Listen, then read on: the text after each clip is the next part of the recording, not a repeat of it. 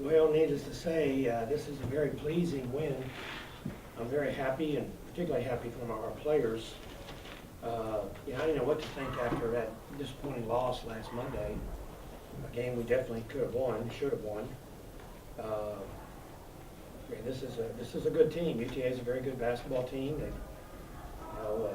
They've got a pro prospect on their hands, and I respect their coaching staff. And several of their players we try to recruit, and three to be exact. Three of their players we tried to recruit. When we didn't get them, I knew we were going to be in for some battles later. So it was a good win. I thought the guys played very inspired. We got several good performances. I think we defended them well the second half, and so I'm very happy with the win and very happy with how our players bounced back after Monday's loss. And what about the first half offensive start? Going into the locker room, if somebody would have told you UTA is shooting 51%, but you're going to have the lead at the half, what was your reaction? Ish, that's basketball, man. Sometimes you shoot the ball well. I've been told this by the people I've worked for and played for. And now I'm telling people that play for me and work for me. When you shoot the ball well, you can throw a lot of things out the window. And we were shooting well. Now, we got a good start defensively. I think we scored our first 6 of our first 8 off of turnovers. So, that was a very good start. We came out with a lot of energy. And, so I was pleased with every aspect of the game, with the exception of offensive rebounding. We gave up too many offensive rebounds. Danny, you think your shot selection was maybe a little better? You were a little more crisp in your offense, your selection better? You know what? There were times, Jerry, that there was a few shots where I said, "No, good shot." And like I said, I didn't think we took a whole lot of bad shots, but I thought there were some shots there that we were just in the rhythm. And I can't explain. Sometimes you don't say much to your players because you feel like, hey, they're in the zone, they're in a rhythm. I was a little bit concerned when they made a comeback on us and they actually took the lead late in the first half. And I was a little concerned how they opened up the second half on an 11-2 run on us. So I was very happy with the way we bounced back after that 11-2 run. Because, and this was at home, but even the tapes I've watched on UTA, they have done that. The game was close the first half, and then they go on some kind of run where they hit 3 or 4 threes and all of a sudden it's not a 1-point game or a 2-point game, now it's a 10-point game. And usually the game is over at that time on the tapes I've watched of them against other opponents, but we came back. We can't allow them to do that on the road, because I think if you're on the road and you do that, that's going to be a hard climb up. What about your free throw shooting, Dan? I'm glad you brought that up, Jerry. It looks like every time we shoot the ball well from the free throw line, we have won the game. Now, maybe I'm wrong, but last Monday, 11 of 19. I remember against Hawaii, we were winning 12 at halftime. Shot the ball poorly. That's what Sharif was telling me. It looks like every game we lose, we shoot the ball poorly from the free throw line. And I'm sure that's not solely the sole reason we lost, but I'm saying that's a major reason we lost. One of the major Are you reasons. working on it more? I don't know how you roll free throws. You know what I do? Since most of them only shoot, look at it, no one shot more than, Nigel shot 10, and OJ shot 9, that's because they're fouling at the end, but most of these guys shoot no more than, the most you're going to see in a game from somebody is 6. We don't have that kind of player, that bull that goes up there and gets fouled. Right. So what we do is a couple of times in practice, they got to shoot a 1-1. If they make both, if they make the first one and the second one, we reward them with what we call your up 1.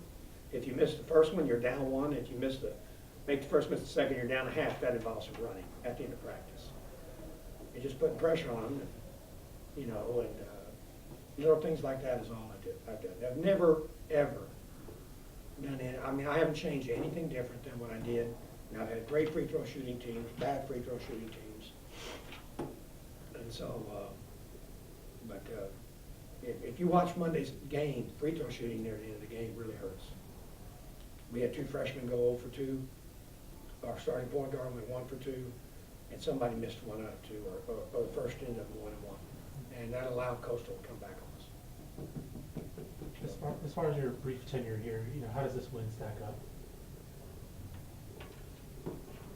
Well, certainly this is one of the best, yeah. I would tell you that these wins, believe it or not, are sweeter on the road, because no one expects you to win.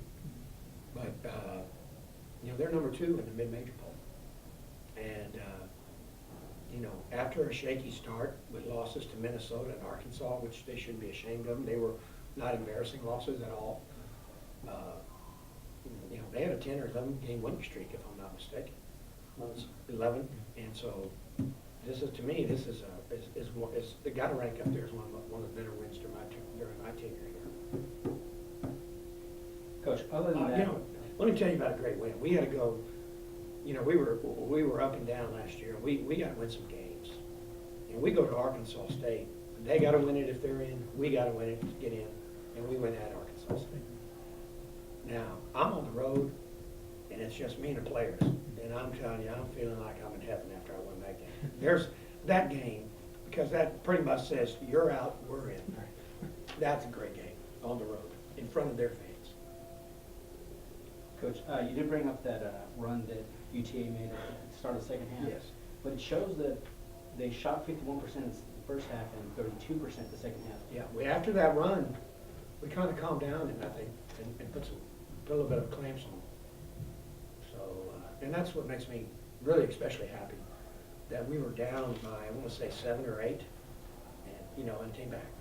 'Cause this is a dangerous team right here. I mean, I tell you, Hervey's at least a high-paid overseas player.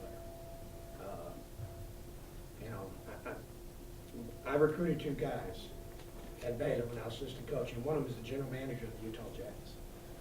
So he and I were talking. He used to work for the Spurs, Dennis Leslie. Dennis? Mm-hmm. And I called, I emailed Dennis and said, Dennis, you need to see this guy. And he said, Coach, we've ready to see him. So, last year we went to play Troy. UTA played him before we did. And we looked at the media row. There was 4 seats for pro scouts in Troy, Alabama. That's not easy to get to. That's a hard place to get to. So if they're traveling to Troy to watch him play, that's got to tell you there's some pretty good interest in him. I'd wait till you go play somebody. I'd wait till he's back in Arlington. Maybe they want to go see how he plays on the road, versus at home. Did you see any an extra sense of motivation from guys like Kevin and OJ who are going against guys like Neal and Hervey challenging themselves to? I saw some great leadership, is what I saw from those guys.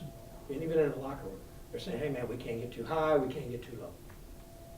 This is a good win, but this is not the kind of win we have to over celebrate." And I like that.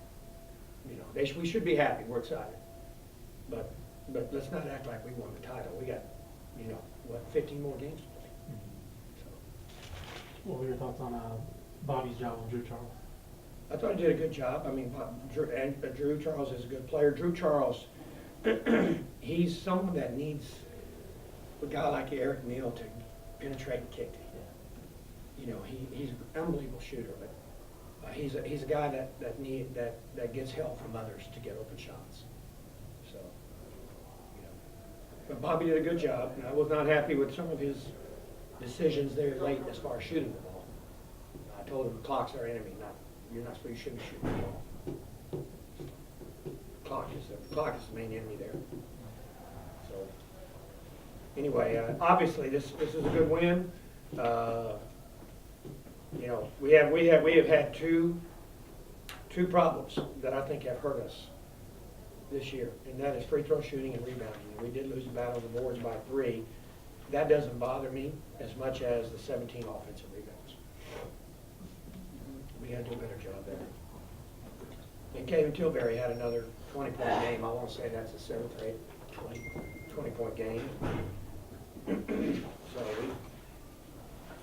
got a good performance, scoring performance of O.J. Black. O.J., you up there? Yes, sir, right here. When's the last time you scored 16 in a game, man?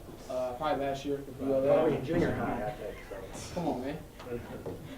So I'm happy, we got 4 people in double digit scoring, and that's great, that's great. Anybody else? Real quick, Nedja got it on 19 minutes, so he's been getting good consistent 19, 20 minutes a game. How would you say he's coming along? That's maybe an inside break. You know, he's gonna be playing for us. We got 4 freshmen that are pretty good, and obviously Nigel Pearson's been getting a lot of minutes. You know, Marlon Davis is getting about the minutes I thought we would get him with O.J. Black being a senior coming back after starting a year for us. Marlon's giving us 12, 14 minutes a game. You know, Nedja's given us probably 15 minutes a game over the last 4 games. And he'll continue to do that if he continues to perform like that. And then, of course, who am I missing? Maxwell Starwood is probably going to be getting minutes like he's got today. You know, because we have Nigel McCray is out due to health reasons. So Max has got to play something.